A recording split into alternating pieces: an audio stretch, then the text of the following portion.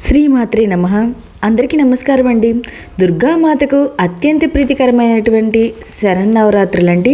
మనకి సెప్టెంబర్ 22వ తేదీ నుండి అక్టోబర్ 2వ తేదీ వరకు దేవీ నవరాత్రులు అయితే జరుగుతాయి. సకల సౌభాగ్యాలను అందించే అమ్మవారిని భక్తి శ్రద్ధలతో పూజిస్తే కనకవర్షం కురిపిస్తుందండి ఆ తల్లి. ఈ నవరాత్రుల్లో అమ్మవారిని 9 రోజులు 9 ప్రత్యేక రూపాలతో అయితే పూజిస్తాము. కానీ ఈసారి అమ్మవారు మనకి 11 రూపాల్లో అయితే దర్శనమైతే ఇవ్వబోతున్నారండి. ఇలా 11 అవతారాల్లో దర్శనం అనేది 10 సంవత్సరాలకు ఒకసారి జరుగుతుంది. తిథులు హెచ్చుతగ్గుల వల్ల ఈసారి నవరాత్రులు 11 రోజులైతే జరుగుతాయి. 11 అవతారాల్లో అమ్మవారి దర్శనాలు అయితే ఇస్తారండి మనకి. ఈసారి నవరాత్రులు వదులుకోకుండా ప్రతి ఒక్కరూ కూడా తేలికగా పూజ ఎలా చేసుకోవాలో ఈ వీడియోలో తెలియజేస్తానండి. అంటే ఈ నవరాత్రుల సమయంలో పాటించవలసిన నియమాలు ఏంటి, నవరాత్రులకు సంబంధించిన పూర్తి సమాచారం కూడా నేను ఈ వీడియోలో తెలియజేస్తానండి. వీడియోలోకి వెళ్ళే ముందుగా ఈ నవరాత్రులు 11 రోజులు అమ్మవారికి ఏ రోజులో ఏ అలంకరణ చేసుకోవాలి, ఇంకా ఏ నైవేద్యం సమర్పించాలి, ఏ మంత్రం పఠించాలి అనే అన్ని విషయాలు మన ఛానల్లో ఆల్రెడీ వీడియో అయితే ఉందండి. నేను లింక్ అనేది డిస్క్రిప్షన్లో ఇస్తాను, ఇంట్రెస్ట్ ఉన్న వాళ్ళు చూడండి.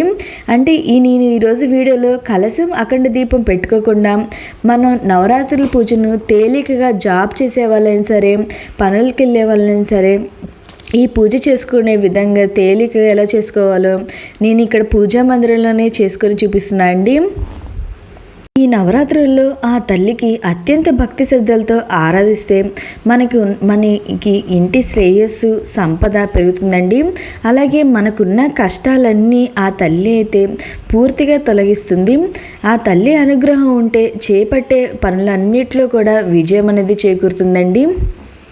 ఈ నవరాత్రులు ఒక్కొక్క ప్రాంతంలో ఒక్కొక్క విధంగా చేసుకుంటారండి. కొంతమంది ఏంటంటే కలశం అఖండ దీపం పెట్టుకొని పూజ చేసుకుంటారు. కొంతమంది కలశం అఖండ దీపం లేకుండా నార్మల్గా అయినా అమ్మవారి పటం పెట్టుకొని పూజ అయితే చేసుకుంటారండి. ఇంకా కొన్ని ప్రాంతాల్లో అయితే అమ్మవారి విగ్రహాలు అయితే పెట్టుకొని ఈ నవరాత్రులు 11 రోజులు భక్తి శ్రద్ధలతో పూజ అయితే చేసుకుంటారండి. నేను ఇక్కడ కలశం అఖండ దీపం పెట్టుకోకుండా నార్మల్గా పూజ ఎలా చేసుకోవాలో, అంటే మన నిత్య పూజలానే అమ్మవారికి పూజ ఎలా చేసుకోవాలో ఈ వీడియోలో తెలియజేస్తాను. నేనైతే మా పూజా మందిరంలోనే నా దగ్గర అమ్మవారిది చిత్రపటం అయితే లేదండి. ఒక చిన్న విగ్రహం ఉంటే అమ్మవారిది, ఆ విగ్రహం అయితే పెట్టుకొని పూజ అయితే చేసుకుంటున్నా అండి. మీ దగ్గర అమ్మవారి చిత్రపటం ఉన్నా పెట్టుకొని పూజ అయితే చేసుకోవచ్చు. ఒకవేళ చిత్రపటం లేదు, విగ్రహం లేదు అనుకునే వాళ్ళు ఈ 11 అవతారాల్లో ఏదో ఒక అవతారాల్లో అమ్మవారి ఫోటో అయితే ఉంటే మీ దగ్గర ఆ ఫోటోనైనా పెట్టుకొని పూజ చేసుకోవచ్చు.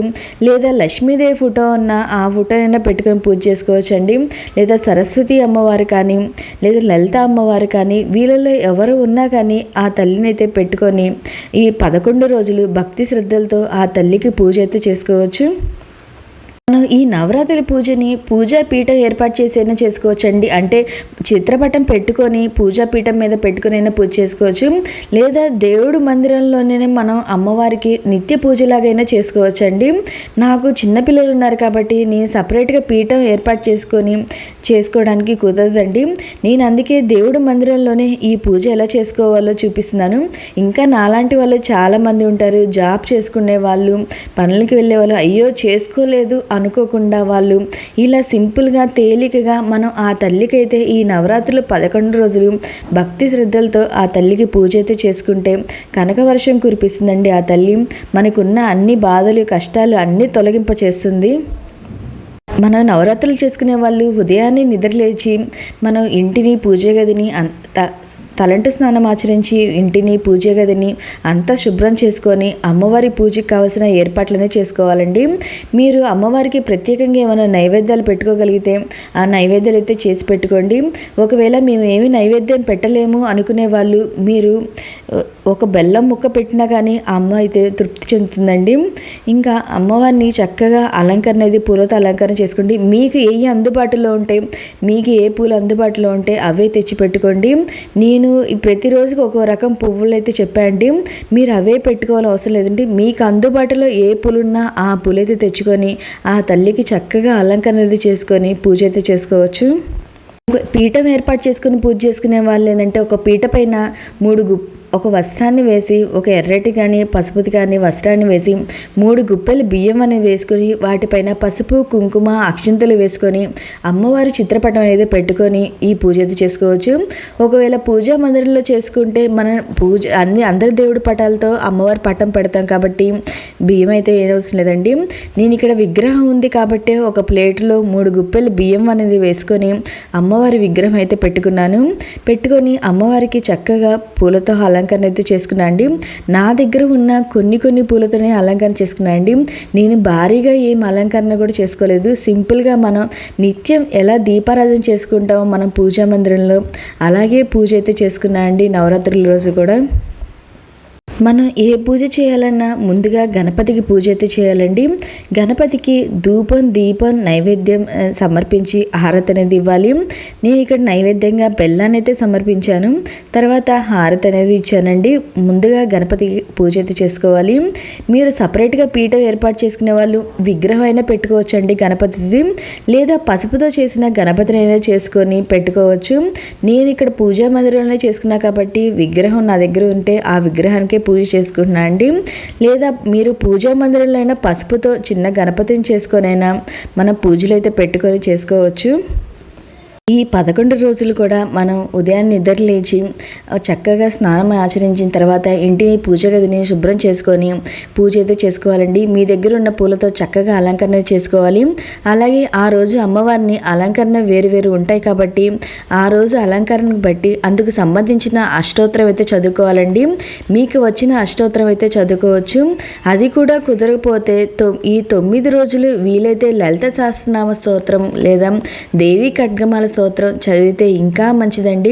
దుర్గాదేవి యొక్క సంపూర్ణ అనుగ్రహం అనేది పొందవచ్చు. ఒకవేళ మాకు ఏమీ చదవడం రాదు అనుకునే వాళ్ళు ఓం శ్రీ మాత్రే నమః అని కూడా మనం ఇదైతే అనుకోవచ్చండి.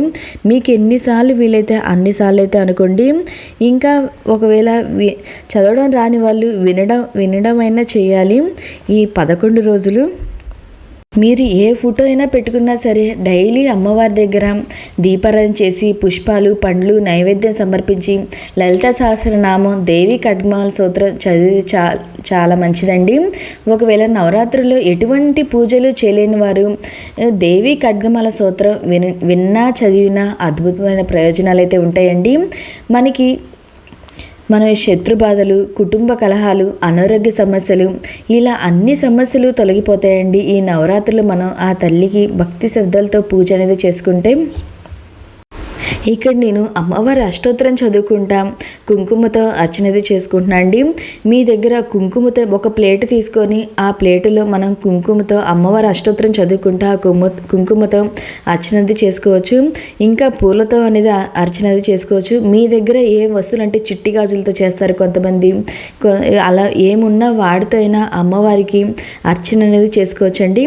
ఇంకా ఏమీ లేదనుకునే వాళ్ళు డైలీ ఇలా కుంకుమతో అర్చన అనేది చేసుకోవచ్చు. చాలా మంచిది.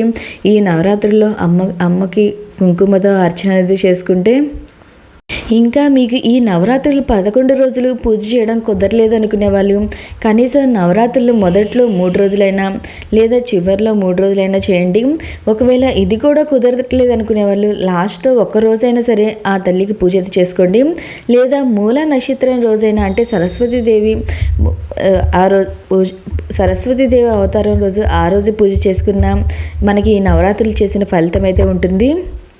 ఇంకా ఈ 11 రోజులు కూడా మనం మాంసాహారం అనేది తినకూడదండి. బ్రహ్మచర్యం అనేది పాటించాలి. ఇంకా కలశం అఖండ దీపం పెట్టుకొని పూజ చేసుకుంటున్న వాళ్ళైతే నేల మీద పడుకోవాలండి. వాళ్ళు ఎవరితో గొడవలు పడకూడదు, బయటికి అనేది వెళ్ళకూడదు. నియమ నిష్టలతో ఆ తల్లికి పూజ అయితే చేసుకోవాలి. అమ్మవారికి నైవేద్యం అనేది సమర్పించి లాస్ట్లో కర్పూర హారతి అనేది ఇచ్చానండి.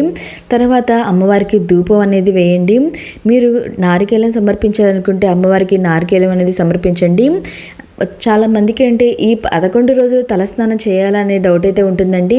కుదిరితే ఈ 11 రోజులు తలస్నానం చేసి పూజ చేయండి. లేకపోతే నార్మల్ స్నానమైనా చేసి అమ్మవారికి పూజ అయితే చేసుకోవచ్చు. ఈ మొదటి రోజైతే తలస్నానం అయితే ఆచరించండి.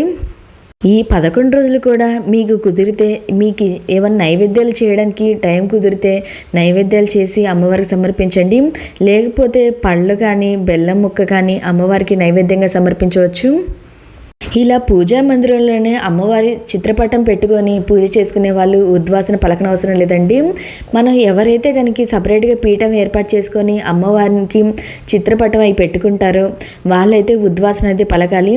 మనం ఇలా పూజా మందిరంలోనే అమ్మవారి పటాన్ని పెట్టుకొని నిత్య పూజలా చేసుకునే వాళ్ళు ఉద్వాసన అయితే చెప్పనవసరం లేదు.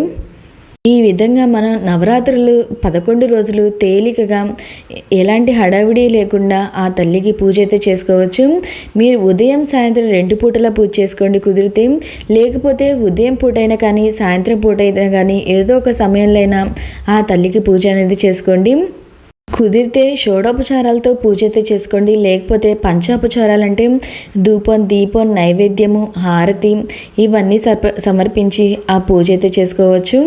ఓకే అండి, మనకి ఇంకా 2 రోజులే ఉందండి దసరా ప్రారంభం అవడానికి.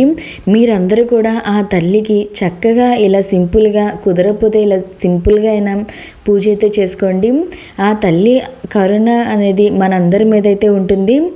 ఓకే అండి, మీకు ఈ వీడియో నచ్చినట్టయితే లైక్ చేయండి. మీకేమన్నా సందేహాలు ఉంటే నా కామెంట్ బాక్స్లో కామెంట్ పెట్టండి.